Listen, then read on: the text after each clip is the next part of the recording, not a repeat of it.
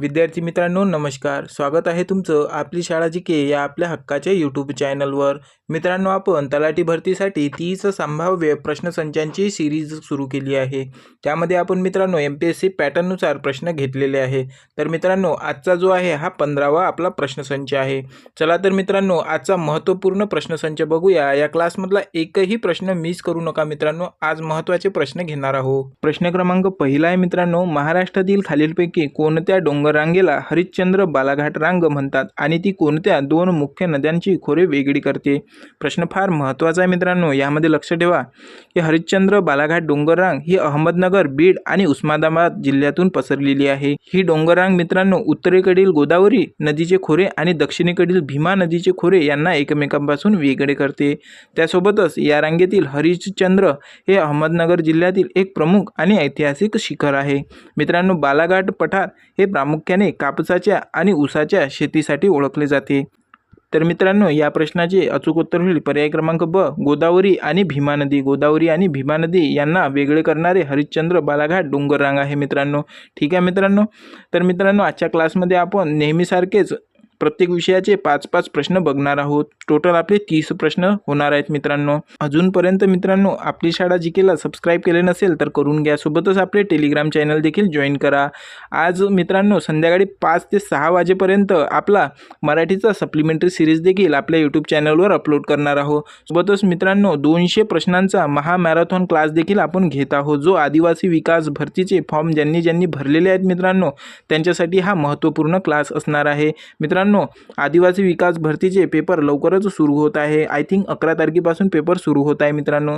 त्यामुळे हा क्लास तुमच्यासाठी नक्कीच उपयोगाचा ठरणार आहे. हा महामॅरेथॉन क्लास असणार आहे. ज्यांनी कोणी आदिवासी विकास भरतीचा फॉर्म भरला आहे त्यांच्यापर्यंत हा आपला क्लास पोहोचवा मित्रांनो आणि ही माहिती शेअर करा. ठीक आहे मित्रांनो, बघूया पुढचा प्रश्न.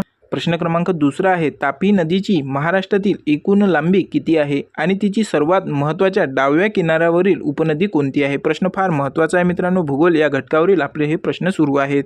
तर यामध्ये लक्षात ठेवा, तापी नदी ही भारताची एक प्रमुख पश्चिमवाहिनी नदी असून तिची महाराष्ट्रातील एकूण लांबी जी आहे ती 208 किलोमीटर आहे. तर मित्रांनो, पांझरा नदी ही तापीची डाव्या बाजूने मिळणारी अत्यंत महत्त्वाची उपनदी असून धुळे शहर या नदीकाठी वसलेली आहे. तर मित्रांनो, तापी नदीचा उगम मध्य प्रदेशातील बैतूल जिल्ह्यातील मुलताई येथे सातपुडा पर्वतरांगामध्ये होतो. महाराष्ट्रातील खानदेशातून जळगाव, धुळे, नंदुरबार वाहून जाऊन ती पुढे गुजरातमध्ये अरबी समुद्राला मिळते. मित्रांनो, प्रश्न पॉईंट महत्त्वाचा आहे आणि याचे पॉईंट पण फार महत्त्वाचे आहे. तुमच्या नोटबुकमध्ये नोट करून घेऊ शकता. तर मित्रांनो, या प्रश्नाचे अचूक उत्तर होईल पर्याय क्रमांक ए, 208 किलोमीटर आणि पांझरा ही डाव्या बाजूने मिळणारी उपनदी आहे. मित्रांनो, नदी प्रणाली या घटकावर सर्वच आयोगाच्या परीक्षेमध्ये प्रश्न महत्त्वाने विचारले जातात. त्यामुळे अशा प्रकारचे प्रश्न नोट करत चला मित्रांनो. ठीक आहे. पुढचा प्रश्न बघूया. प्रश्न क्रमांक तिसरा आहे, विदर्भाचे चेरापुंजी म्हणून महाराष्ट्रातील कोणते ठिकाण ओळखले जाते, जे अमरावती जिल्ह्यातील एक प्रसिद्ध थंड हवेचे ठिकाण आहे? प्रश्न फार महत्त्वाचा आहे मित्रांनो. प्रश्नाकडे लक्ष देत चला. मित्रांनो, यामध्ये लक्षात ठेवा की अमरावती जिल्ह्यातील चिखलदरा हे थंड हवेच्या ठिकाणाला विदर्भाचे चेरापुंजी म्हणून ओळखले जाते. कशाला? चिखलदरा या ठिकाणाला थंड हवेचे ठिकाण आहे. येथे मित्रांनो 7 पर्वतांच्या गाविलगड टेकड्यांमध्ये विदर्भातील सर्वाधिक पाऊस नोंदवला जातो. तर मित्रांनो, चिखलदरा हे थंड हवेचे ठिकाण असून याचा जो उल्लेख आहे महाभारतात किचकदरा असे देखील आढळतो. त्यासोबतच संपूर्ण महाराष्ट्राचा विचार केल्यास सर्वाधिक पाऊस सिंधुदुर्ग जिल्ह्यातील आंबोली येथे पडतो. सर्वाधिक पाऊस महाराष्ट्रामध्ये कोठे पडतो मित्रांनो? आंबोली या ठिकाणी पडतो. प्रश्न खूप वेळा परीक्षेमध्ये आलेला आहे, त्यामुळे हा पॉईंट खूप महत्त्वाचा आहे. IMP आहे, नोट करून ठेवा. ठीक आहे मित्रांनो. तर मित्रांनो, या प्रश्नाचे अचूक उत्तर होईल पर्याय क्रमांक ब, चिखलदरा, ज्याला आपण थंड हवेचे विदर्भाचे चेरापुंजी देखील म्हणतात आणि हे सर्वात जास्त थंड हवेचे ठिकाण आहे विदर्भामधले. ठीक आहे मित्रांनो, जर तुम्हाला प्रश्न आवडत असेल तर लाईक करत चला मित्रांनो. प्रश्न क्रमांक चौथा आहे, भारतातील सर्वात लांबीचा राष्ट्रीय महामार्ग कोणता आहे आणि तो महाराष्ट्रातील कोणत्या प्रमुख शहरांमधून जातो? प्रश्न फार महत्त्वाचा आहे मित्रांनो. यामध्ये लक्ष द्या की NH44 नॅशनल हायवे 44 हा भारतातील सर्वात लांब राष्ट्रीय महामार्ग असून तो श्रीनगर व कन्याकुमारीला जोडतो. हा महामार्ग महाराष्ट्रातील एकमेव प्रमुख शहर नागपूर उपराजधानी, महाराष्ट्राची उपराजधानी मित्रांनो नागपूर, म्हणून उत्तर दक्षिण दिशेला जातो. तर मित्रांनो एक पॉईंट आणखी नोट करा की महाराष्ट्रात या महामार्गाची लांबी प्रामुख्याने नागपूर आणि यवतमाळ जिल्ह्यांच्या काही भागातून जाते। या महामार्गाला पूर्वी NH7 म्हणून ओळखले जात होते। नंतर पुनर्रचनेचे त्यांचे नाव आता बदलण्यात आले मित्रांनो, आता त्याला म्हणतात NH44 म्हणतात। ठीक आहे मित्रांनो, तर या प्रश्नाचे अचूक उत्तर होईल पर्याय क्रमांक ब, NH44 नागपूर शहरांमधून जातो। महत्त्वाचं शहर आहे मित्रांनो, नागपूरमधून जाते NH44। मित्रांनो प्रश्न फार महत्त्वाचा आहे, प्रश्न क्रमांक 5 आहे मित्रांनो। खालीलपैकी कोणत्या मृदेला पॅडोझोलिक मृदा असेही म्हणतात, जी प्रामुख्याने कोकणातील अति पावसाच्या भागात उदाहरणार्थ सिंधुदुर्ग आणि रत्नागिरीमध्ये आढळते।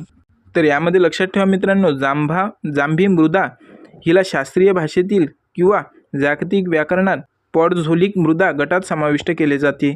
त्यानंतर ही मृदा महाराष्ट्रात प्रामुख्याने दक्षिण कोकणात रत्नागिरी आणि सिंधुदुर्ग आणि पश्चिम घाटाच्या उच्च भागात आढळते। अतिपावसामुळे मित्रांनो मातीची वरचा जो सुपीक थर आहे तो क्षार वाहून गेल्यामुळे या मृदेची निर्मिती होते। या मातीत मित्रांनो लोहांचे म्हणजेच आयरन ऑक्साईडचे प्रमाण जास्त असल्याने तिची जो रंग आहे मित्रांनो तो तांबडा किंवा जांभा असतो। ही काजू आणि आंबा शेतीसाठी उत्तम जमीन मानली जाते। ठीक आहे मित्रांनो, या प्रश्नाचे अचूक उत्तर होईल पर्याय क्रमांक ब, जांभी मृदा। पुढचा प्रश्न बघूया मित्रांनो, प्रश्न क्रमांक 6 आहे आपला राज्यशास्त्र या विषयावरचे प्रश्न सुरू झालेले आहेत मित्रांनो। हे 5 प्रश्न राहणार आहे। बघूया यामध्ये महत्त्वाचा प्रश्न आहे हा की भारतीय राज्यघटनेचे कितव्या घटना दुरुस्तीनुसार शिक्षणाचा जो अधिकार आहे हा मूलभूत हक्क म्हणून कलम 21 मध्ये समाविष्ट करण्यात आला। प्रश्न फार महत्त्वाचा आहे मित्रांनो, मूलभूत अधिकार या घटकावर खूप वेळा प्रश्न विचारले जातात। ठीक आहे मित्रांनो, हे पॉईंट नोट करून ठेवा। यामध्ये लक्षात ठेवा की 86व्या घटना दुरुस्ती कायदा 2002 मध्ये झाला होता। अन्वये मित्रांनो 6 ते 14 वयोगटातील मुलांसाठी मोफत आणि सक्तीचे शिक्षण मूलभूत हक्क बनविले। या दुरुस्तीद्वारे राज्यघटनेच्या भाग 3 मध्ये नवीन कलम 21 जोडण्यात आले। याच घटना दुरुस्तीने मित्रांनो कलम 51 मध्ये 11वे मूलभूत कर्तव्य देखील जोडले, ज्यानुसार पालकांनी पाल्याला शिक्षणाची संधी देणे बंधनकारक आहे।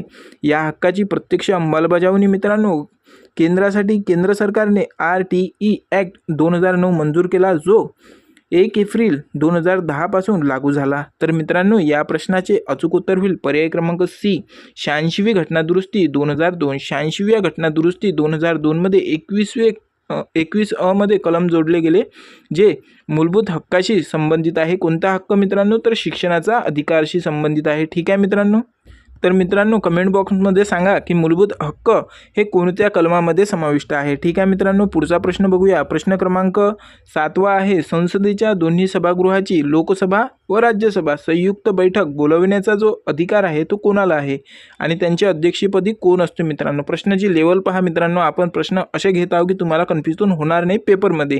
इथं कन्फ्युजन झाले तर चालते मित्रांनो, इथं काही तुम्हाला मार्क भेटून नाही राहिले ना कटून नाही राहिले आणि इथं कोणती परीक्षा पण देऊन नाही राहिले, परंतु हेच प्रश्न तुम्हाला परीक्षेमध्ये 100% मित्रांनो मी तुम्हाला सांगतो की गोंधळून जाणार नाही, यासाठी हे प्रश्नच तुम्हाला कामी पडतील। ठीक आहे मित्रांनो, तर यामध्ये लक्षात ठेवा भारतीय राज्यघटनेच्या कलम 108 नुसार संसदेच्या दोन्ही सभागृहामध्ये एखाद्या साध्या विधेयकांवरून मतभेद झाल्यास संयुक्त बैठक बोलवली।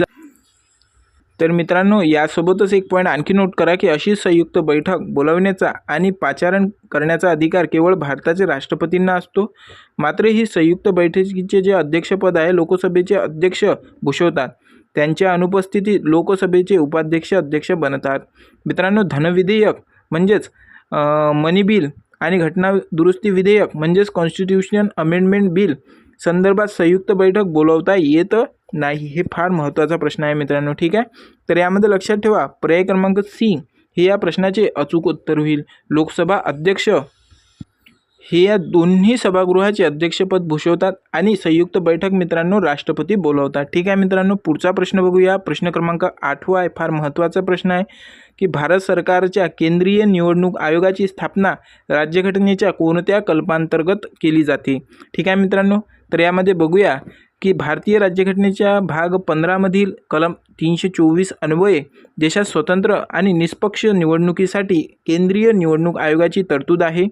हा आयोग मित्रांनो राष्ट्रपती, उपराष्ट्रपती, संसद, लोकसभा आणि राज्यसभा आणि राज्याच्या विविध विधान परिषदांच्या निवडणुका घेते।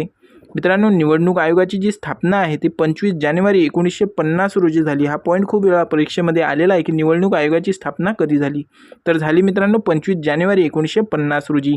म्हणूनच 25 जानेवारी हा पॉईंट नोट करा बरं मित्रांनो, की 25 जानेवारी हा जो दिवस आहे तो राष्ट्रीय मतदार दिन म्हणून साजरा केला जातो. राष्ट्रीय मतदार दिन कोणता असतो मित्रांनो, तर 25 जानेवारी. का असते मित्रांनो, कारण की 25 जानेवारी 1950ला निवडणूक आयोगाची स्थापना झाली म्हणून. ठीक आहे मित्रांनो, एक पॉईंट आणखी नोट करा. 315 हे लोकसेवा आयोगाशी म्हणजेच UPSC MPSC संबंधित आहे. तर कलम 356 ही राष्ट्रपती राजवटीशी संबंधित आहे. तर मित्रांनो, या प्रश्नाचे अचूक उत्तर होईल पर्याय क्रमांक ब, कलम 324 हे केंद्रीय निवडणूक आयोगाशी संबंधित आहे. ठीक आहे मित्रांनो, तुमच्यासाठी एक प्रश्न आहे की भारताच्या राष्ट्रपतीसाठी कोणते कलम भारतीय राज्यघटनेमध्ये दिलेले आहे. प्रश्न फार महत्त्वाचा आहे मित्रांनो, याचे उत्तर तुम्ही कमेंट बॉक्समध्ये सांगा. ठीक आहे मित्रांनो, पुढचा प्रश्न बघूया. प्रश्न क्रमांक 9 आहे, राज्यघटनेच्या कोणत्या अनुसूचीमध्ये म्हणजेच शेड्यूल केंद्र सूची आणि राज्यसूची आणि समवर्ती सूची या अधिकारांच्या वाटणीचा समावेश आहे. प्रश्न फार महत्त्वाचा आहे मित्रांनो, यामध्ये लक्षात घ्या की राज्यघटनेच्या 7व्या अनुसूचीमध्ये केंद्र सरकार आणि राज्य सरकार यांच्यातील कायदेशीर अधिकारांची विभागणी 3 सूचींमध्ये केली आहे. तर यामध्ये लक्षात ठेवा, केंद्र सूची, संघसूची फक्त केंद्र कायदा करू शकते, राज्यसूची फक्त राज्य कायदे करू शकते, तर समवर्ती सूची मित्रांनो दोन्ही कायदा करू शकते. तर मित्रांनो, 8व्या अनुसूचीमध्ये राज्यघटनेने मान्यता दिलेल्या 22 प्रादेशिक भाषांचा समावेश आहे. तर 10व्या अनुसूचीमध्ये मित्रांनो पक्षांतर बंदी अँटी डिफेक्शन लॉ संदर्भात तरतुदी 52व्या घटनादुरुस्तीने 1985मध्ये जोडण्यात आल्या आहेत मित्रांनो. तर या प्रश्नाचे अचूक उत्तर होईल पर्याय क्रमांक ब, 7वी अनुसूची. पर्याय क्रमांक ब, 7वी अनुसूची. प्रश्न क्रमांक 10वा आहे, मुंबई उच्च न्यायालयाचे प्रादेशिक अधिकार क्षेत्र खालीलपैकी कोणत्या राज्य किंवा केंद्रशासित प्रदेशांपर्यंत मर्यादित आहे.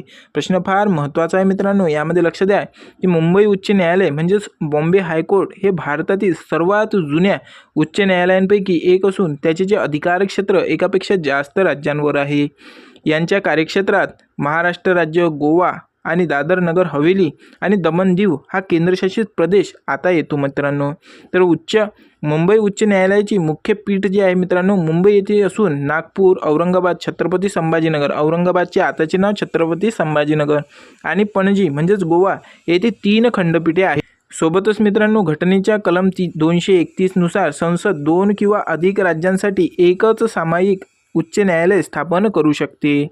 तर मित्रांनो, या प्रश्नाचे अचूक उत्तर होईल पर्याय क्रमांक सी, महाराष्ट्र, गोवा, दादर नगर हवेली आणि दमण दीव या ठिकाणी. ठीक आहे मित्रांनो, जो आवाज बॅकग्राऊंडला येत आहे त्याला इग्नोर करा. महत्त्वपूर्ण प्रश्नांकडे लक्ष द्या मित्रांनो. प्रश्न क्रमांक 11 आहे मित्रांनो, छत्रपती शिवाजी महाराजांनी वयाच्या अवघ्या 16व्या वर्षी तोरणा किल्ला जिंकून स्वराज्याचे तोरण बांधले. या किल्ल्याला महाराजांनी नवीन नाव काय दिले. हा प्रश्न आहे मित्रांनो. प्रश्न फार महत्त्वाचा आहे, यामध्ये लक्षात ठेवा. 1646मध्ये छत्रपती शिवाजी महाराजांनी पुणे जिल्ह्यातील तोरणा किल्ला जिंकून हिंदवी स्वराज्याची अधिकृत मुहूर्तमेढ रोहिली. यासोबतच मित्रांनो, हा किल्ला अत्यंत अवाढव्य आणि दुर्गम असल्यामुळे महाराजांनी यांचे नाव बदलून प्रचंडगड असे देखील ठेवले. या किल्ल्याला गुप्तधन सापडले, ज्याचा वापर मित्रांनो महाराजांनी स्वराज्याची पहिली राजधानी रायगड बांधण्यात केले. ठीक आहे मित्रांनो, कोंढाणा किल्ल्याचे नाव बदलून महाराजांनी नंतर सिंहगड केले होते, तर खेळणा किल्ल्याचे नाव विशालगड ठेवले होते. तर या प्रश्नाचे अचूक उत्तर आहे मित्रांनो पर्याय क्रमांक ब, प्रचंडगड. प्रचंडगड. मित्रांनो, प्रश्न आवडत असेल तर लाईक करत चला. आपली शाळा जीकेला देखील सबस्क्राईब करा. टेलिग्राम चॅनल आहे त्यांना देखील जॉईन करा. तुमच्या मित्रांपर्यंत देखील हा व्हिडिओ पोहोचवा मित्रांनो. प्रश्नाचे अचूक उत्तर आहे पर्याय क्रमांक ब, प्रचंडगड. पर्याय क्रमांक ब, प्रचंडगड. ठीक आहे, पुढचा प्रश्न बघूया. प्रश्न क्रमांक 12 आहे, पुरंदरचा ऐतिहासिक तह जो 1665मध्ये झाला, छत्रपती शिवाजी महाराज आणि मुघलांतर्फे आलेले मिर्झाराजे जयसिंग यांच्यात झाला. या तहानुसार महाराजांनी मुघलांना किती किल्ले देण्याचे मान्य केले. प्रश्न फार महत्त्वाचा आहे मित्रांनो. यामध्ये लक्षात ठेवा की मुघल सरदार मिर्झाराजे जयसिंग दिलेर खान यांनी पुरंदर किल्ल्याला वेढा घातल्यानंतर जून 1665मध्ये पुरंदरचा तह केला. तर या अत्यंत कठीण परिस्थितीत झालेल्या तहानुसार शिवरायांना मुघलांना एकूण 23 किल्ले आणि 4 लाख होऊन उत्पन्नाचा द्यावा लागला. तर मित्रांनो ही फार मोठी रक्कम आहे। तर यामध्ये आणखी एक पॉईंट लक्षात ठेवा की महाराजांनी स्वतःकडे फक्त 12 किल्ले ठेवले, ज्यांचे वार्षिक उत्पन्न 11 लाख होन इतके होते। या तहाच्या अटीनुसार छत्रपती शिवाजी महाराजांना आग्रा येथे मुघल बादशाह औरंगजेबाला भेटीला जाणे भाग पडले होते। तर या प्रश्नाचे अचूक उत्तर मित्रांनो पर्याय क्रमांक ब 23 किल्ले। पुढचा प्रश्न बघूया। प्रश्न क्रमांक 13 आहे मित्रांनो। प्रश्न फार महत्त्वाचा आहे की ब्रिटिश काळात पुणे येथील प्रसिद्ध फर्ग्युसन कॉलेजची स्थापना 1885 मध्ये खालीलपैकी कोणत्या संस्थेमार्फत करण्यात आली? प्रश्न फार महत्त्वाचा आहे मित्रांनो, यामध्ये लक्षात ठेवा डेक्कन एज्युकेशन सोसायटीची म्हणजेच DES ची स्थापना जी झाली आहे 1884 मध्ये बाळ गंगाधर टिळक, गोपाळ गणेश आगरकर, विष्णू शास्त्री चिपळूणकर आणि माधवराव नामजोशी यांनी केली। हे फार महत्त्वाचं आहे मित्रांनो। डेक्कन एज्युकेशन सोसायटीची स्थापना झालेली आहे 1884 मध्ये, जी कोणी केली? बाळ गंगाधर टिळक, गोपाळ गणेश आगरकर, विष्णू शास्त्री चिपळूणकर आणि माधवराव नामजोशी। तर यामध्येच याच संस्थेने 1 जानेवारी 1885 रोजी पुण्यात फर्ग्युसन कॉलेज सुरू केले, जे तत्कालीन मुंबईचे गव्हर्नर सर जेम्स फर्ग्युसन यांच्या नावावरून ओळखले जाते। मित्रांनो गोपाळ गणेश आगरकर हे या कॉलेजचे पहिले प्राचार्य, जे मित्रांनो 1892 ते 1895 या काळात होते, म्हणून कार्यरत होते। तर भारतात राष्ट्रवादाला आणि पाश्चात्य उच्च शिक्षणाला चालना देणे हा या कॉलेजचा स्थापनेचा मुख्य उद्देश होता। फार महत्त्वाचा प्रश्न आहे मित्रांनो। मित्रांनो या प्रश्नाचे अचूक उत्तर होईल पर्याय क्रमांक ब डेक्कन एज्युकेशन सोसायटी या संस्थेमार्फत 1885 मध्ये फर्ग्युसन कॉलेजची स्थापना करण्यात आली। पुढचा प्रश्न बघूया मित्रांनो। प्रश्न क्रमांक 14 आहे। ब्रिटिशांविरुद्ध बंड पुकारणे आद्य क्रांतिकारक वासुदेव बळवंत फडके यांचे न्यायालयीन वकिलीपत्र खालीलपैकी कोणत्या सार्वजनिक काका म्हणून प्रसिद्ध करणाऱ्या व्यक्तीने घेतले होते? प्रश्न फार महत्त्वाचा आहे मित्रांनो जर अजूनपर्यंत तुम्ही आपली शाळा जीकेला सबस्क्राईब केले नसेल मित्रांनो, तर आत्ताच आपले चॅनल सबस्क्राईब करून घ्या। सोबतच आपले टेलिग्राम चॅनल देखील जॉईन करून घ्या, जेणेकरून कुठलीही माहिती मिस होणार नाही। तर मित्रांनो आपण आज संध्याकाळपर्यंत मराठी या विषयाचा व्याकरणावरील बेसिक क्लास अपलोड करणार आहोत। आपण सप्लिमेंटरी सिरीज सुरू केलेली आहे मित्रांनो, त्यातील हा पहिला क्लास असणार आहे। तर मित्रांनो हा क्लास कोणीही मिस करू नका मित्रांनो, आत्ताच टेलिग्राम चॅनल जॉईन करून घ्या, जेणेकरून या क्लासबद्दलची माहिती मिस होणार नाही। ठीक आहे मित्रांनो, तर यामध्ये सविस्तर बघूया की वासुदेव बळवंत फडके यांनी महाराष्ट्रात रामोशी काका बांधवांना एकत्र करून ब्रिटिशांविरुद्ध पहिले सशस्त्र बंड पुकारले। त्यांना अटक झाल्यानंतर देशद्रोहाचा खटला भरला गेला, तेव्हा ब्रिटिश भीतीने कोणतेही त्यांचे वकिलीपत्र घेण्यास तयार नव्हते, म्हणून अशा वेळी पुण्याच्या सार्वजनिक सभेचे संस्थापक सार्वजनिक काका म्हणजेच मित्रांनो कोण होते सार्वजनिक काका? गणेश वासुदेव जोशी। हे नाव लक्षात ठेवा मित्रांनो, गणेश वासुदेव जोशी यांना सार्वजनिक काका असे म्हटले जाते। यांनी न्यायालयात फडके त्यांचे वकिलीपत्र घेतले। तर मित्रांनो गणेश वासुदेव जोशी यांना स्वदेशी वस्तूंचा आग्रह धरण्यासाठी आणि खादीचे कपडे स्वतः विकून वापरण्यासाठी ओळखले जातात। तर या प्रश्नाचे अचूक उत्तर होईल पर्याय क्रमांक ब गणेश वासुदेव जोशी यांनाच आपण सार्वजनिक काका या नावाने ओळखतो। मित्रांनो पुढचा प्रश्न बघूया। प्रश्न क्रमांक 15 आहे। 1932च्या प्रसिद्ध पुणे करार हा महात्मा गांधी आणि डॉक्टर बाबासाहेब आंबेडकर यांच्यात महाराष्ट्रातील कोणत्या कारागृहात झाला? प्रश्न फार महत्त्वाचा आहे मित्रांनो, यावर खूप वेळा परीक्षेमध्ये प्रश्न विचारले गेलेले आहेत, त्यामुळे पुणे करार हा तर तुम्ही पाठच करून ठेवा। यामध्ये लक्षात ठेवा मित्रांनो, ब्रिटिश पंतप्रधान रॅमसे मॅकडोनाल्ड यांनी घोषित केलेल्या जातीय निवाड्यात दलितांसाठी स्वतंत्र मतदारसंघ दिले होते, ज्याला गांधीजींचा विरोध होता। या निर्णयांविरुद्ध महात्मा गांधीजींनी पुण्याच्या येरवाडा मध्यवर्ती कारागृहात आमरण उपोषण सुरू केले। हा पॉईंट खूप महत्त्वाचा आहे मित्रांनो की आमरण उपोषण महात्मा गांधीजींनी येरवाडा या कारागृहामध्ये सुरू केले। तर यामुळे 24 सप्टेंबर 1932 रोजी डॉक्टर बाबासाहेब आंबेडकर आणि महात्मा गांधी यांच्या वतीने मदन मोहन मालवीय यांच्यात ऐतिहासिक पुणे करार झाला। त्यामध्ये आणखी एक पॉईंट नोट करा मित्रांनो की या करारानुसार दलितांचे स्वतंत्र मतदारसंघ रद्द करून त्यांना प्रांतिक व मध्यवर्ती कायदेमंडळात राखीव जागा वाढवून देण्यात आल्या। तर या प्रश्नाचे अचूक उत्तर होईल मित्रांनो पर्याय क्रमांक ब येरवाडा मध्यवर्ती कारागृह पुणे या ठिकाणी झाला। तर पुणे करार कुठे झाला मित्रांनो? येरवाडा मध्यवर्ती कारागृह पुणे येथे 1932 मध्ये झाला। तर मित्रांनो तुमच्यासाठी एक महत्त्वाचा प्रश्न आहे की मूकनायक हे वृत्तपत्र कोणी सुरू केले? उत्तर माहीत असेल तर आत्ताच कमेंट बॉक्समध्ये उत्तर सांगा मित्रांनो. पुढचा प्रश्न बघूया. महत्त्वाचा प्रश्न आहे मित्रांनो. 16व्या नंबरचा प्रश्न आहे. भारतामध्ये हरित क्रांतीची सुरुवात कोणत्या दशकात झाली आणि तिचे भारतीय जनक कोणाला मानले जाते? प्रश्न फार महत्त्वाचा आहे मित्रांनो. इकॉनॉमिक्स या घटकावर आपले प्रश्न सुरू झालेले आहेत. आता हे 5 प्रश्न आपले इकॉनॉमिक घटकावर असणार आहे. तर यामध्ये महत्त्वाचा पॉईंट नोट करा मित्रांनो की भारतात तारीख लक्षात ठेवा 1965 ते 66च्या सुमारास म्हणजेच 1960चे दशक उच्च उत्पादन देणाऱ्या बियाणांच्या वापरांमुळे अन्नधान्य उत्पादनात प्रचंड वाढ झाली. तर प्रसिद्ध कृषी शास्त्रज्ञ डॉक्टर MS स्वामीनाथन हे नाव लक्षात ठेवा मित्रांनो. खूप महत्त्वाचं आहे की यांच्या भारतातील हरित क्रांतीचे जनक असे म्हटले जातात. मित्रांनो प्रश्न खूप वेळा परीक्षेमध्ये विचारलेला आहे की भारतीय हरित क्रांतीचे जनक कोण आहे? तर MS स्वामीनाथन हे आहेत. तर नुकताच त्यांना भारतरत्न पुरस्कार देखील जाहीर झालेला होता. तर मित्रांनो यामध्ये आणखी लक्षात ठेवा की या क्रांतीचा सर्वाधिक फायदा पंजाब, हरियाणा आणि पश्चिम उत्तर प्रदेशातील गहू व तांदूळ पिकांना झाला. जागतिक पातळीवर हरित क्रांतीचे जनक डॉक्टर नॉर्मन बोरलॉग हे आहेत. मित्रांनो खूप प्रश्न महत्त्वाचा आहे. यामध्ये लक्षात ठेवा भारतीय हरित क्रांतीचे जनक जर म्हटले तर MS स्वामीनाथन, परंतु जागतिक पातळीवर हरित क्रांतीचे जनक म्हटले तर डॉक्टर नॉर्मन बोरलॉग हे आहेत. तर डॉक्टर वर्गीस कुरियन हे दूध उत्पादनातील धवल क्रांतीचे जनक आहे. मित्रांनो दूध क्रांतीचे जनक कोण आहे? धवल क्रांतीचे जनक कोण आहे? तर डॉक्टर वर्गीस कुरियन. तर मित्रांनो महाराष्ट्रामध्ये आणि भारतामध्ये झालेल्या ज्या ह्या क्रांती आहेत त्या लक्षात ठेवा. तर या प्रश्नाचे अचूक उत्तर होईल मित्रांनो पर्याय क्रमांक ब 1960चे दशक doctor MS Swaminathan. Doctor MS Swaminathan हे हरित क्रांतीचे जनक आहे. जागतिक पातळीवर वर्गीस कुरियर हे जागतिक पातळीवर हरित क्रांतीचे जनक आहे वर्गीस कुरियर, परंतु भारतामध्ये आहे MS स्वामीनाथन. ठीक आहे मित्रांनो. पुढचा प्रश्न बघूया. प्रश्न क्रमांक 17 आहे. फार महत्त्वाचा प्रश्न आहे मित्रांनो की केंद्रीय रिझर्व्ह बँकेचा रेपो रेट म्हणजेच खालीलपैकी काय आहे? तर यामध्ये लक्षात द्या मित्रांनो रेपो रेट हा भारतीय अर्थव्यवस्थेतील पंत नियंत्रणाचा मॉनिटरी पॉलिसीचा एक मुख्य भाग आहे.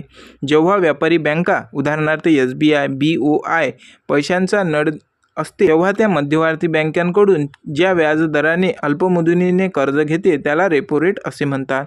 तर बाजारपेठेतील महागाई नियंत्रण आणण्यासाठी RBI रेपो रेट वाढवते, ज्यामुळे बँकांची कर्जे महाग होतात आणि बाजारातील पैसे कमी होतात. तर मित्रांनो पर्याय D मध्ये सांगितलेल्या दराला रिव्हर्स रेपो रेट असे म्हणतात. तर पर्याय क्रमांक B ह्या प्रश्नाचे अचूक उत्तर होईल. ज्या दराने रिझर्व्ह बँक म्हणजेच RBI व्यापारी बँकांना त्यांच्या अल्पमुदतीच्या गरजेसाठी कर्ज देते, म्हणजेच आपण त्याला रेपो रेट असे म्हणतो मित्रांनो. तर इथं सांगितलेलं आहे की व्यापारी बँका आपल्या अतिरिक्त निधी ज्या दराने रिझर्व्ह बँकेकडे ठेवतात त्याला आपण काय म्हणतो तर रिव्हर्स रेपो रेट असे म्हणतो मित्रांनो. प्रश्न फार महत्त्वाचा आहे, तुमच्या नोटबुकमध्ये नोट करून ठेवा. पुढचा प्रश्न बघूया मित्रांनो. प्रश्न क्रमांक 18 आहे. जागतिक स्तरावर मानव विकास अहवाल म्हणजेच ह्युमन डेव्हलपमेंट रिपोर्ट म्हणजेच SDR दरवर्षी कोणत्या आंतरराष्ट्रीय संस्थेमार्फत प्रकाशित केला जातो? प्रश्न फार महत्त्वाचा आहे मित्रांनो. अजूनपर्यंत तुम्ही आपला हा क्लास तुमच्या मित्रांपर्यंत पोहोचवला नसेल तर मित्रांनो आत्ताच पोहोचवा. त्यासोबतच तुमच्या ग्रुपवर देखील हा क्लास शेअर करा. यासोबत आपल्या टेलिग्राम चॅनलची लिंक देखील तुमच्या मित्रांना शेअर करू शकता मित्रांनो. तर अजूनपर्यंत आपली चॅनल सबस्क्राईब केले नसेल तर आपली शाळा जीकेला देखील आत्ताच सबस्क्राईब करून घ्या. यामध्ये बघूया मित्रांनो मानव विकास अहवाल दरवर्षी UNDP म्हणजेच युनायटेड नेशन डेव्हलपमेंट प्रोग्रामद्वारे 1990 पासून सातत्याने प्रसिद्ध केला जातो. हा अहवाल मुख्य आकर्षक मानव विकास निर्देशांक म्हणजेच SDI असते, ज्याची संकल्पना अर्थतज्ञ महबूब उल हक म्हणजेच पाकिस्तानचे होते हे आणि अमर्त्य सेन जे भारतातले होते यांनी मांडली होती. तर हा निर्देशांक मोजण्यासाठी ती मुख्य निकष वापरले जाते मित्रांनो. 3 मुख्य निकष हा निर्देशांक मोजण्यासाठी वापरले जाते. तर हे 3 मुख्य निकष कोणते आहेत तर बघूया मित्रांनो. एक दीर्घ व आरोग्यदायी जीवन म्हणजेच आयुर्मान तपासले जाते, आणि दुसरं ज्ञान म्हणजेच शिक्षण, आणि तिसरं आहे मित्रांनो राहणीमानाचा दर्जा आणि म्हणजेच त्यांचे दरडोई उत्पन्न किती आहे हे तपासले जाते. तर या प्रश्नाचे अचूक उत्तर होईल मित्रांनो पर्याय क्रमांक ब संयुक्त राष्ट्र विकास कार्यक्रम UNDP. UNDPचा फुल फॉर्म विचारला तर मित्रांनो येथे लक्षात ठेवा की युनायटेड नेशन डेव्हलपमेंट प्रोग्राम. ठीक आहे मित्रांनो. एक पॉईंट राहिलेला आहे तो देखील नोट करून घ्या मित्रांनो. या निर्देशांकाचे मूल्य 0 ते 1 दरम्यान असते. भारत सध्या मध्यम मानव विकास गटामध्ये मोडतो. ठीक आहे मित्रांनो, पुढचा प्रश्न बघूया. प्रश्न क्रमांक 19 आहे. तर यामध्ये भारतातील नीळ क्रांती खालीलपैकी कोणत्या क्षेत्रातील उत्पादनात वाढ करण्यासाठी संबंधित आहे? प्रश्न फार महत्त्वाचा आहे, यामध्ये लक्षात ठेवा मित्रांनो. नीळ क्रांती म्हणजेच ब्ल्यू रिव्हॉल्युशन ही जल संबंधित असून तिची मुख्य उद्देश देशातील मत्स्य उत्पादन आणि जलचरांचे संगोपन वाढवणे हे आहे. मित्रांनो, यामध्ये खूप महत्त्वाचा पॉईंट आहे की नीळ क्रांती ही कशाशी संबंधित आहे, तर मत्स्य उत्पादन या घटकाशी संबंधित आहे. तर मित्रांनो, जोड्या लावामध्ये खूप वेळा अशा प्रकारचे प्रश्न आलेले आहेत. यानंतर भारतात 7व्या पंचवार्षिक योजनेदरम्यान 1885 ते 1990 केंद्र सरकारने फिश फार्मर्स डेव्हलपमेंट एजन्सी मार्फत ही क्रांती सुरू केली. डॉक्टर अरुण ख्रिश्चन आणि डॉक्टर हिरालाल चौधरी यांना भारतीय नीळ क्रांतीचे जनक असे मानले जाते. तर मित्रांनो, दूध उत्पादनासाठी धवल क्रांती म्हणजेच व्हाईट क्रांती, तेलबियांसाठी पिवळी क्रांती येल्लो क्रांती आणि ताग उत्पादनासाठी सुवर्ण तंतुक्रांती म्हणजेच गोल्डन फायबर क्रांती झाली. तर मित्रांनो, हा शेवटचा जो पॉईंट आहे ना, हा तुम्ही नोट करून ठेवा, कारण की हे जोड्या लावामध्ये खूप वेळा विचारलेले आहे. दूध क्रांती, धवल क्रांती ही दूध उत्पादनासाठी, तेलबियांसाठी पिवळी क्रांती म्हणजेच येलो क्रांती आणि ताग उत्पादनासाठी सुवर्ण तंतुक्रांती. तर मित्रांनो, अशा प्रकारचे हे पॉईंट तुम्ही जर नोट केले तर परीक्षेच्या टाईमला तुम्हाला नक्कीच उपयोगात पडतील. आणि ह्या प्रश्नाचे अचूक उत्तर आहे मित्रांनो पर्याय क्रमांक ब, मत्स्य उत्पादन आणि सागरी अर्थव्यवस्था. मत्स्य उत्पादन आणि सागरी अर्थव्यवस्था. पुढचा प्रश्न बघूया. प्रश्न क्रमांक 20 आहे मित्रांनो. फार महत्त्वाचा प्रश्न आहे. हा रिपीट झालेला आहे, त्यामुळे आपण आणखी एक वेळा हा क्लासमध्ये घेतलेला आहे. याचा उद्देश एकच आहे की तुमची रिव्हिजन या प्रश्नावर व्हावी. ठीक आहे मित्रांनो. जुना नियोजन आयोग बरखास्त करून 1 जानेवारी 2015 रोजी नीती आयोग स्थापन करण्यात आला. नीती या शब्दाचा योग्य पूर्णरूप फुल फॉर्म काय आहे? प्रश्न फार महत्त्वाचा आहे मित्रांनो. नीती आयोगावरच प्रश्न आलेला होता. जुना प्रश्न असा आलेला होता मित्रांनो की नियोजन आयोगाचे नाव बदलून काय ठेवण्यात आले, परंतु आता प्रश्न असा विचारला गेलेला आहे की नीती आयोगाचा NITI चा फुल फॉर्म काय आहे? मित्रांनो, यामध्ये हा पॉईंट नोट करून ठेवा. नीती आयोगाची स्थापना मोदी सरकारने 1 जानेवारी 2015 रोजी केली. याचे पूर्ण नाव होते national institute of transforming India असे आहे. तर पर्याय बी मध्ये मित्रांनो इन्स्टिट्यूट हा शब्द महत्त्वाचा आहे. आणि दुसरा पॉईंट आहे मित्रांनो की हा आयोग भारताचा मुख्य थिंक टँक म्हणून काम करतो, जो सरकारला धोरणात्मक व तांत्रिक सल्ले पुरवतो. मित्रांनो, यामध्ये हा देखील पॉईंट नोट करा की या आयोगाची जी रचना आहे ती वरकडून खाली नसून खालून वर आहे आणि या राज्याचा सहभाग वाढवून सहकारात्मक संघराज्यवाद वाढवण्याचा भर यामध्ये दिलेला आहे. तर मित्रांनो, सर्वात महत्त्वाचा पॉईंट हा आहे की भारताचे जे पंतप्रधान आहेत ते पदसिद्ध अध्यक्ष असतात नीती आयोगाचे. तर दैनिक कामकाजांसाठी एक उपाध्यक्ष आणि CEO ची नियुक्ती केली जाते. तर मित्रांनो, खूप वेळा परीक्षेमध्ये प्रश्न विचारलेला आहे की नीती आयोगाचे अध्यक्ष कोण असतात पदसिद्ध, तर भारताचे पंतप्रधान हे नीती आयोगाचे पदसिद्ध अध्यक्ष असतात. ठीक आहे मित्रांनो. पुढचा प्रश्न बघूया. प्रश्न फार महत्त्वाचे घेत आहोत मित्रांनो आपण. तुम्हाला काही अडत असेल तर कमेंट बॉक्समध्ये सांगत चला. व्हिडिओ आवडत असेल मित्रांनो तर लाईक करत चला, मित्रांना देखील शेअर करत चला. ठीक आहे मित्रांनो. 21व्या नंबरचा प्रश्न बघूया. गाडी चालवताना पाठीमागून येणारे वाहने किंवा दृश्य स्पष्टपणे पाहण्यासाठी चालकांच्या बाजूला साईड मिरर कोणत्या प्रकारचा आरसा वापरला जातो? प्रश्न विज्ञान या घटकावरचे चालू झालेले आहेत मित्रांनो आपले. प्रश्न फार महत्त्वाचे आहे. तुम्ही काही प्रश्न या अगोदर पाहिलेही नसतील, परंतु आयोगाने विचारलेले हे टपचे प्रश्न आहे मित्रांनो. हे तुम्हाला पेपरमध्येच पाहायला मिळतील आणि त्यामुळेच तुमचा तो पेपर देखील जातो. त्यामुळेच आपण हे प्रश्न घेतलेले आहेत. तर ठीक आहे मित्रांनो. वाहनांच्या बाजूला असणाऱ्या आरशांमध्ये बहिर्वक्र आरसा वापरला जातो, कॉन्व्हेक्स मिरर म्हणतात इंग्लिशमध्ये. तर बहिर्वक्र आरशांमुळे वस्तूची सरळ आणि मूळ आकारांपेक्षा लहान प्रतिमा मिळते, ज्यामुळे चालकाला पाठीमागून खूप मोठे क्षेत्र एकाच लहान आरशात दिसते. तर मित्रांनो, हा आरसा बाहेरच्या बाजूंचे फुगीर असतो, त्यामुळे त्याचा दृष्टिकोन फील्ड ऑफ व्ह्यू खूप मोठा असतो. या आरशावर इंग्रजीत subject in the mirror are close than the appear अशी चेतावणी लिहिलेली असते. तर मित्रांनो, या प्रश्नाचे अचूक उत्तर होईल पर्याय क्रमांक ब, बहिर्वक्र आरसा कॉन्व्हेक्स मिरर. बहिर्वक्र आरसा कॉन्व्हेक्स मिरर. तर मित्रांनो, तुमच्यासाठी एक महत्त्वाची सूचना आहे की आज संध्याकाळपर्यंत आपला मराठी ग्रामरचा एक क्लास येऊन जाईल सप्लिमेंटरी सिरीजचा, ज्याची तुम्ही वाट पाहत होते. तर मित्रांनो, उद्या 12 वाजेपर्यंत मित्रांनो आपला 200 प्रश्नसंचांचा एक महामॅरेथॉन क्लास देखील येणार आहे. ज्यांनी आदिवासी विकास भरतीचा फॉर्म भरलेला आहे मित्रांनो चौकीदार पदासाठी, त्यांच्यासाठी हा क्लास असणार आहे. त्यामुळे मित्रांनो, ज्यांनी हा फॉर्म भरलेला आहे त्या मित्रांपर्यंत देखील हा क्लास पोहोचवा मित्रांनो, ठीक आहे. आणि ही माहिती शेअर करा.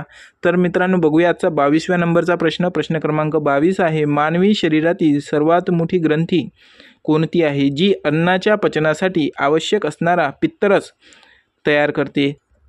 तर मित्रांनो, यामध्ये लक्षात ठेवा, यकृत ही मानवी शरीरातील सर्वात मोठी बाह्यस्त्रवी ग्रंथी असून तिचे जे वजन आहे मित्रांनो ते 1.2 ते 1.5 किलो असते. या यकृतामध्ये पित्तरस स्त्रावतो, जो पित्ताशयात साठवला जातो आणि चरबीच्या पचनासाठी अत्यंत आवश्यक असतो. यामध्येच मित्रांनो, यकृत शरीरातील विषारी पदार्थ बाहेर टाकण्याचे आणि ग्लुकोजचे रूपांतर ग्लायकोजनमध्ये करून साठवण्याचे काम करते. तर पीयूषिका ग्रंथी जी असते मित्रांनो, ही शरीरातील सर्वात लहान आणि मास्टर ग्रंथी म्हणून ओळखली जाते. तर मित्रांनो, लक्षात ठेवा, सर्वात मोठी ग्रंथी म्हटलं आणि सर्वात लहान ग्रंथी म्हटलं तर सर्वात लहान ग्रंथी म्हटलं मित्रांनो तर पीयूषिका ग्रंथी ही शरीरातील सर्वात लहान ग्रंथी आहे आणि हिलाच आपण मास्टर ग्रंथी म्हणून देखील ओळखतो. तर मित्रांनो, या प्रश्नाचे अचूक उत्तर होईल पर्याय क्रमांक ब, यकृत. यकृत ही मानवी शरीरातील सर्वात मोठी ग्रंथी आहे, लार्जेस्ट ग्लँड आहे. ठीक आहे मित्रांनो, पुढचा प्रश्न बघूया. प्रश्न क्रमांक 23 आहे. दंतवैद्य डेंटिस्ट रुग्णांच्या दाताचा आकार मोठा व स्पष्ट करण्यासाठी प्रकाशाचे केंद्रीकरण करणाऱ्या कोणत्या आरशाचा प्रामुख्याने वापर करतो? तर मित्रांनो, यामध्ये लक्षात ठेवा, दंतवैद्य म्हणजेच जे डेंटिस्ट असतात मित्रांनो आणि कान नाक घसा तज्ज्ञ म्हणजेच ENT स्पेशलिस्ट असतात, तपासताना अंतर्वक्र मित्रांनो आरशाचा म्हणजेच कॉन्व्हेक्स मिररचा वापर करतात. जेव्हा वस्तू अंतर्वक्र आरशाच्या नाभीच्या आत ठेवले जाते तेव्हा तिच्या आभासी सरळ आणि अत्यंत मोठी मॅग्निफिल्ड प्रतिमा आरशाच्या मागे दिसते. या गुणधर्मामुळे दातांमधील लहान दोन किंवा कीड डॉक्टरांना स्पष्टपणे मोठी करून पाहता येते. तर मित्रांनो, यामध्ये आणखी एक पॉईंट नोट करा की याशिवाय गाडीचे हेडलाईट्स आणि दाढी काढण्याचा आरसा आणि सौर चुलीमध्ये देखील अंतर्वक्र आरशांचा वापर केला जातो. तर मित्रांनो, या प्रश्नाचे अचूक उत्तर होईल पर्याय क्रमांक ब, अंतर्वक्र आरसा, कॉन्व्हेक्स मिरर. याचा वापर दंतवैद्यक आपल्या दैनंदिन जीवनामध्ये करत असतात. पुढचा प्रश्न बघूया मित्रांनो. प्रश्न क्रमांक 24 आहे. पाण्याचे जे तापमान आहे 0°C पासून तर 4°C पर्यंत वाढवल्यास पाण्याचा एकूण आकारमानात म्हणजेच व्हॉल्यूममध्ये काय परिणाम होतो? पाण्याचे असंगत आचरण म्हणतात याला आपण. तर यामध्ये लक्षात ठेवा मित्रांनो, सर्वसाधारणपणे पदार्थ तापल्यावर प्रसरण पावतात, परंतु पाणी 0.0°C ते 4°C दरम्यान तापवल्यास प्रसरण पावण्याऐवजी अंकुंचन पावते. यालाच आपण पाण्याचे असंगत आचरण असे म्हणतो मित्रांनो. त्यानंतर यामुळे 0°C पासून ते 4°C पर्यंत गरम असताना पाण्याचे आकारमान असते मित्रांनो कमी होते आणि 4°C तापमानाला ते किमान सर्वात कमी असते. आकारमान मित्रांनो किमान असल्यामुळे 4°C पाण्याची घनता डेन्सिटी कमाल म्हणजे सर्वाधिक असते. तर मित्रांनो, याच गुणधर्मामुळे अतिथंडी प्रदेशात तलाव गोठले तरी 4°C पाणी राहिल्याने जलचर प्राणी जिवंत राहू शकतात. तर मित्रांनो, या प्रश्नाचे अचूक उत्तर होईल पर्याय क्रमांक ब, आकारमान सुरुवातीला कमी होतो आणि 4°C सर्वात कमी होतो. ठीक आहे मित्रांनो, पुढचा प्रश्न बघूया. प्रश्न क्रमांक 25 आहे. डायलिसिस म्हणजेच रक्तव्यापोहरण ही कृत्रिम उपचार पद्धती मानवी शरीरातील कोणत्या मुख्य अवयवाचे कार्य बिघडल्यास वापरली जाते? प्रश्न फार महत्त्वाचा आहे मित्रांनो. यामध्ये लक्षात ठेवा, मानवी शरीरातील रक्तातील टाकाऊ पदार्थ, जादा पाणी आणि युरिया गाळून रक्त शुद्ध करण्याचे काम वृक्क म्हणजेच किडनी करते. जेव्हा दोन्ही किडन्या पूर्णपणे निकामी होतात तेव्हा रक्तातील विषारी पदार्थ शरीरात साठू लागतात, जे जीवाला घातक असतात. अशा वेळी मित्रांनो, रुग्णाच्या शरीरातील रक्त बाहेर काढून ते कृत्रिम यंत्राद्वारे शुद्ध करून पुन्हा शरीरात सोडण्याचे प्रक्रियेला आपण डायलिसिस असे म्हणतो. तर किडनीच्या अभ्यासाला मित्रांनो नेफ्रोलॉजी म्हणतात, कारण नेफ्रॉन हा किडनीचा रचनात्मक कार्याचा घटक आहे. प्रश्न फार महत्त्वाचा आहे मित्रांनो की किडनीचा अभ्यास करणाऱ्या शास्त्राला काय म्हणतात? तर नेफ्रोलॉजी म्हणतात. ठीक आहे मित्रांनो, पुढचा प्रश्न बघूया. प्रश्न क्रमांक 26 आहे. महात्मा ज्योतिराव फुले महात्मा ज्योतिराव फुले यांनी 1 जानेवारी 1851 रोजी पुण्यात बुधवार पेठेत खालीलपैकी कोणत्या वाड्यात मुलींची दुसरी शाळा सुरू केली? मित्रांनो, मुलींची शाळा सुरू केली हा तर प्रश्न खूप वेळा आलेला आहे, परंतु पुण्यातील कोणत्या वाड्यामध्ये शाळा सुरू केलेली हा आयोगाचा टपचा प्रश्न आहे मित्रांनो. ठीक आहे, तर ह्या प्रश्नाचे असे होईल मित्रांनो की यामध्ये लक्षात ठेवा की महात्मा फुले यांनी मुलींची पहिली शाळा 3 ऑगस्ट 1848 रोजी पुण्याच्या बुधवार पेठेत भिडे वाड्यात सुरू केली. कुठे गेली? भिडे वाड्यामध्ये. त्यानंतर काही अडचणींमुळे ती बंद पडली व पुन्हा नव्या जोमाने 1 जानेवारी 1851 रोजी त्यांनी बुधवार पेठेत तात्याराव भिडे यांच्या वाड्यात मुलींची शाळा सुरू केली. त्यानंतर त्यांनी रस्ता पेठेत 1851 आणि वैताळ पेठेत 1852 मुलींची पुढील शाळा काढल्या. या काळात मित्रांनो त्यांच्या पत्नी क्रांतिज्योती सावित्रीबाई फुले आणि सगुणाबाई यांचे मोलाची साथ लाभली. मित्रांनो, तुम्हाला प्रत्येक प्रश्नामध्ये काही ना काही आपण नवीन पॉईंट देण्याचा प्रयत्न करत आहोत, कारण की हे सर्वच्या सर्व पॉईंट मित्रांनो परीक्षेमध्ये आलेले प्रश्नच आहेत आणि फक्त आपण त्यांचे पॉईंट बनवून हे तुम्हाला सविस्तर दिलेले आहे, जेणेकरून तुमचा एक प्रश्न सुरू असताना कमीत कमी 4 ते 5 प्रश्नांचे आपण तुम्हाला प्रश्नाचे स्वरूप आपण या व्हिडिओच्या माध्यमातून तुम्हाला देत आहोत मित्रांनो, जेणेकरून तुम्हाला कुठलाही प्रश्न परीक्षेमध्ये नवीन वाटणार नाही. तर या प्रश्नाचे अचूक उत्तर होईल मित्रांनो पर्याय क्रमांक ए, तात्याराव भिडे यांच्या वाड्यात, तात्याराव भिडे यांच्या वाड्यामध्ये. ठीक आहे मित्रांनो, पुढचा प्रश्न बघूया. प्रश्न क्रमांक 27 आहे मित्रांनो. आपले समाज सुधारक या घटकावरील प्रश्न सुरू आहेत मित्रांनो. ठीक आहे, तर यामध्ये लक्षात ठेवा गोपाळ गणेश आगरकर यांनी लोकमान्य टिळकांशी वैचारिक मतभेद झाल्यानंतर 1888 मध्ये कोणते वृत्तपत्र सुरू केले? प्रश्न फार महत्त्वाचा आहे मित्रांनो. यामध्ये लक्षात द्या की आगरकर आणि लोकमान्य टिळक यांनी मिळून 1881 मध्ये केसरी मराठा इंग्रजी वृत्तपत्र सुरू केले. आगरकर केसरीचे पहिले संपादक होते. तर मित्रांनो, तुमच्यासाठी प्रश्न आहे, मराठी आणि केसरी हे वृत्तपत्र कोणकोणत्या भाषेतून निघत होते? नंतरचा पॉईंट आहे मित्रांनो, आधी राजकीय सुधारणा की आधी सामाजिक सुधारणा यावरून दोघांमध्ये तीव्र वैचारिक मतभेद झाले. आगरकर सामाजिक सुधारणांचे पुरस्कर्ते होते, त्यामुळे आगरकरांनी केसरीचे संपादक सोडून 1888 मध्ये पुण्यातून सुधारक हे स्वतंत्र साप्ताहिक सुरू केले. सुधारक हे वृत्तपत्रांचे इंग्रजी भाषेतील काम गोपाळकृष्ण गोखले पाहत असत, तर मराठी विभागाचे लेखन स्वतः आगरकर करत असत. मित्रांनो, या प्रश्नाचे अचूक उत्तर होईल पर्याय क्रमांक ब, सुधारक. पर्याय क्रमांक ब, सुधारक. परंतु मित्रांनो, हा जो इथं पॉईंट दिलेला आहे केसरी आणि मराठा, याच्यावरून तुम्हाला वाटत असेल की हा प्रश्न आपल्या या क्लासमध्ये रिपीट होत आहे, परंतु मित्रांनो प्रश्नाचे स्वरूप बदललेले आहे. जर मी तुम्हाला त्या प्रश्नाच्या संबंधित दुसरा प्रश्न घेणारच नाही, तोपर्यंत तुम्हाला तो प्रश्न कशा प्रकारे फिरून येत आहे हे कसं समजणार? तुम्ही तुमच्या मनामध्ये येत असेल मित्रांनो की आपल्या क्लासमध्ये काही प्रश्न रिपीट होतात, तर ते रिपीट न होता मित्रांनो ते फिरून विचारलेले आहेत आणि ते तुम्हाला परीक्षेच्या वेळेस त्याच प्रश्नांमुळे 100% तुमचा पेपर जात असतो. मित्रांनो, तुम्हाला जर असं वाटत असेल की माझा पेपर 1 मार्काने गेला, 2 मार्काने गेला, तर याचे जे मेन कारण असते मित्रांनो की तेच आपला जो वैचारिक दृष्टिकोन असतो की आता हा एक प्रश्न आपण पाठ केलेला आहे, तर आता या संदर्भात आपल्याला कोणताही प्रश्न आला तर तो आपण क्लिक करणारच. परंतु गल्लत इथंच होते मित्रांनो, जेव्हा आपण पेपरमध्ये जातो आणि पेपर सोडवतो तेव्हा तोच प्रश्न दिसते आपल्याला, त्यामध्ये नवीन काहीच नसते, परंतु आपण ऑप्शनमध्ये मार खातो. आपल्याला असं वाटतं की याचं उत्तर हे असेल का, हे असेल का. त्यावेळेस जे मित्रांनो आपला जो गोंधळ उडतो ना, तो याच कारणामुळे उडतो की आपण फक्त एकच प्रश्न पाहिलेला आहे, त्या संदर्भात जे 1000 प्रश्न बनत आहेत ते प्रश्न पाहण्याचा आपण विचारच सोडून दिला. त्यामुळे अशा प्रकारचा हा प्रॉब्लेम होतो मित्रांनो. तर हे प्रश्न तुम्ही पाठ करा मित्रांनो. अशा प्रकारचे फिरून प्रश्न येतात, त्याचे जे सायकोलॉजिक आहे ते तुम्ही लक्षात घ्या, कशा प्रकारे हे फिरून प्रश्न येतात आणि त्यामुळे आपल्याला कसं नुकसान होते पेपरमध्ये. ह्या गोष्टीवर जर तुम्ही विचार केला ना मित्रांनो, तर तुम्हाला कळेल की एक प्रश्न पाठ केल्यानं काहीच होत नाही, त्याच्या आजूबाजूचं सर्व क्रायटेरिया आपल्याला पाठ करावा लागतो. ठीक आहे मित्रांनो, पुढचा प्रश्न बघूया. प्रश्न क्रमांक 28 आहे. महर्षी धोंडो केशव कर्वे यांनी अनाथ परित्यक्त्या आणि विधवा महिलांच्या शिक्षणाची सोय व्हावी म्हणून 1896 मध्ये अनाथ बालिकाश्रमची स्थापना कोणत्या ठिकाणी केली? प्रश्न फार महत्त्वाचा आहे मित्रांनो. तर मित्रांनो, यामध्ये लक्ष द्या, महर्षी कर्वे यांनी 14 जून 1896 रोजी सुरुवातीला पुण्याच्या सदाशिव पेठेत एक भाड्याच्या खोलीत अनाथ बालिकाश्रमांची स्थापना केली होती. परंतु मित्रांनो, पुण्यात प्लेगची साथ पसरल्यामुळे आणि शहरातील लोकांच्या त्रासाला कंटाळून 1900 मध्ये हा आश्रम पुण्याजवळील हिंगणे या दुर्गमी गावी हलवण्यात आला. नंतर मित्रांनो, हिंगणे हे या संस्थेचे मुख्य केंद्र बनले आणि त्याला हिंगणे स्त्री शिक्षण संस्था म्हणून ओळखू लागले.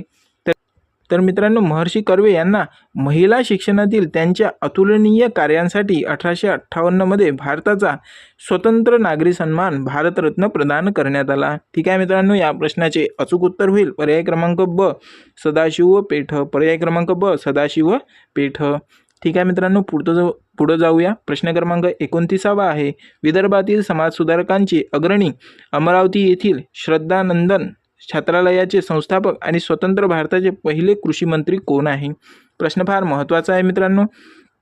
स्थानिक ठिकाणावर प्रश्न विचारलेला आहे. यामध्ये लक्षात द्या की डॉक्टर पंजाबराव देशमुख म्हणजेच भाऊसाहेब हे विदर्भातील एक थोर शिक्षणतज्ञ, समाजसुधारक आणि शेतकरी नेते होते. त्यांनी गरिबांच्या, बहुजनांच्या मुलांच्या शिक्षणासाठी अमरावती येथे श्री शिवाजी शिक्षण संस्था जिची स्थापना आणि श्रद्धानंद छात्रालय स्थापन केले. ते मित्रांनो जवाहरलाल नेहरू यांच्या मंत्रिमंडळात स्वतंत्र भारताचे पहिले केंद्रीय कृषी मंत्री, त्यांचा कार्यकाळ होता मित्रांनो 1952 ते 1962 म्हणून काम पाहत होते. त्यांनी मित्रांनो शेतकऱ्यांच्या हक्कासाठी भारत कृषक समाज ही संघटना स्थापन केली. त्यांना विदर्भाचे भाग्यविधाता देखील म्हटले जाते मित्रांनो. कोणाला? भाऊसाहेब पंजाबराव देशमुख. ठीक आहे मित्रांनो. तर मित्रांनो, ह्या प्रश्नाचे अचूक उत्तर होईल पर्याय क्रमांक ब, डॉक्टर पंजाबराव उपाख्य भाऊसाहेब देशमुख. ठीक आहे मित्रांनो. प्रश्न क्रमांक 30 आहे मित्रांनो. आजच्या क्लासचा हा आपला शेवटचा प्रश्नसंच आहे. 30 प्रश्नसंचांची सिरीज मधला तर मित्रांनो हा आपला 15वा प्रश्नसंच होता की ग्रामगीता हा अजरामर ग्रंथ लिहून ग्रामविकासाचा महामंत्र देणारे आणि राष्ट्रसंत म्हणून ओळखले जाणारे तुकडोजी महाराज यांचे मूळ नाव काय आहे? मित्रांनो, प्रश्नाचे उत्तर माहीत असेल तर लवकरात लवकर कमेंट बॉक्समध्ये सांगा. तोपर्यंत आपण बघूयात की मित्रांनो राष्ट्रसंत तुकडोजी महाराजांचा उगम जो आहे विदर्भातील यावली जिल्हा अमरावती येथे झाला. ज्यांचे मूळ नाव मित्रांनो माणिक बंडोजी इंगळे म्हणजेच ठाकूर असे होते.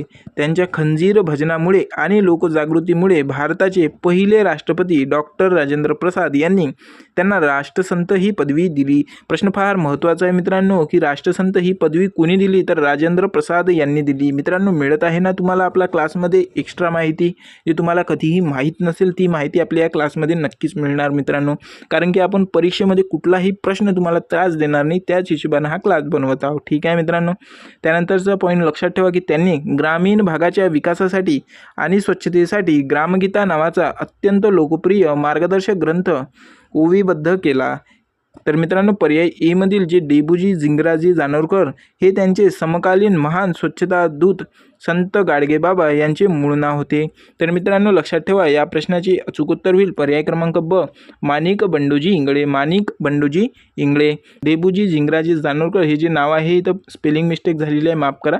तर डेबूजी झिंगराजी जानोरकर हे नाव जे होते ते मित्रांनो संत गाडगेबाबा म्हणून देखील ओळखतो. हा पॉईंट नोट करा मित्रांनो. ठीक आहे. कमेंटमध्ये सांगा मित्रांनो ग्रामगीता हा ग्रंथ कोणी लिहिला? ठीक आहे मित्रांनो. तर मित्रांनो हे होते आपले आजचे 30 महत्त्वाचे प्रश्न. आज संध्याकाळपर्यंत मराठी ग्रामरचा पहिला क्लास येऊन जाईल मित्रांनो. तर उद्या मित्रांनो आपले 200 प्रश्नांची एक महामॅरेथॉन सिरीज येणार आहे, ते पण तुम्ही पहा. ठीक आहे मित्रांनो. तुमच्या मित्रांपर्यंत देखील हा क्लास शेअर करा. चला तर मित्रांनो पुन्हा भेटूया पुढच्या प्रश्नसंचांमध्ये, प्रश्नसंच 16वा मध्ये मित्रांनो. तोपर्यंत जय हिंद, धन्यवाद.